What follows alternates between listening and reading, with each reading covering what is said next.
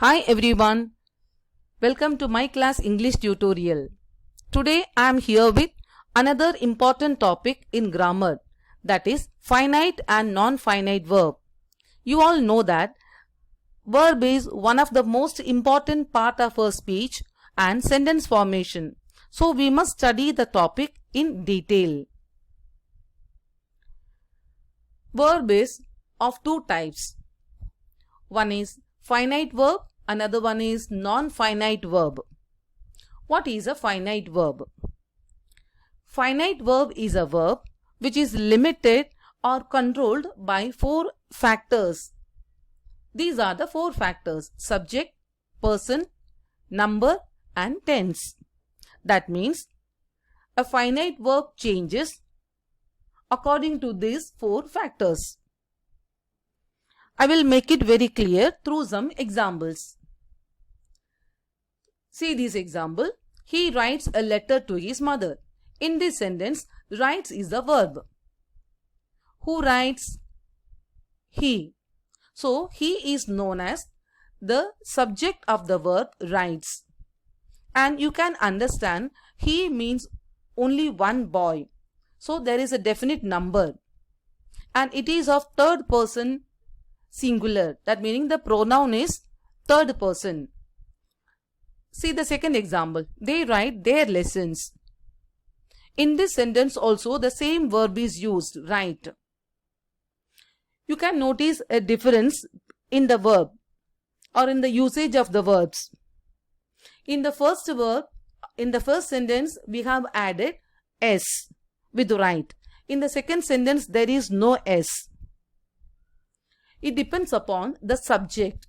In the first sentence the subject is he and that is in definite singular number and third person. Second sentence they, that is third person plural. That is why there is no change for the base verb write. That means the verb changes according to the subject, its number and person. More examples you can see. Before that, we have to understand what is the definition of finite verb. A finite verb is limited by subject, its number and person. It indicates when you see a finite verb, you can easily understand the tense of the verb and which subject is there before it or which subject it takes, what is its number and person. We can see more examples now. Nidhi practices maths every day. Anuj and Rahim water the plants every morning. She once helped me with my English homework. In all the three sentences, we have three different verbs. In the first sentence, practices. Second one, water. Third one, helped. And the three verbs have some particular tense. In the first sentence, practices, simple present tense. Second one, water, simple present tense. Helped, simple past tense. And these verbs take a subject. In the first sentence, Nidhi, subject. Second sentence, Anuj and Rahim. Third one, she. And it has a particular number. The first and third, only one subject. I mean singular subject. Second one, plural subjects. So, finite verb will be affected, controlled, limited, any term you can use, by the subject which it takes. Accordingly, the tense will change. Now, after learning the previous example, read this one. You can see some difference. He tries to write a letter. In this sentence, there are two verbs. One is tries and other one is write. To write. In this sentence, we have two verbs. One is tries and other one is to write. Now, there is only one subject. He is the subject. It is the subject of which verb?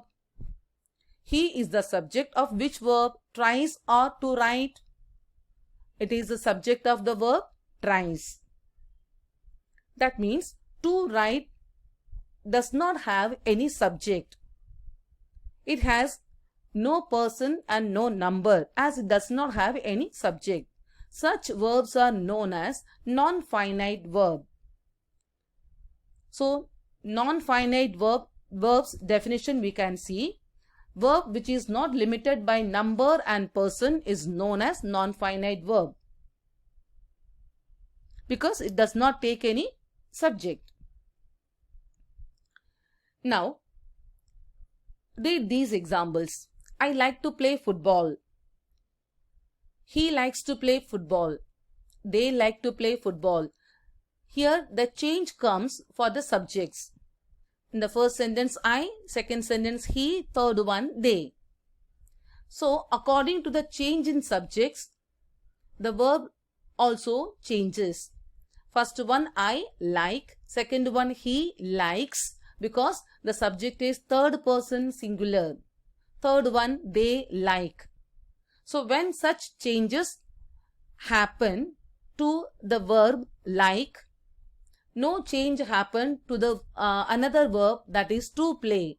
To play remains same in all the three sentences.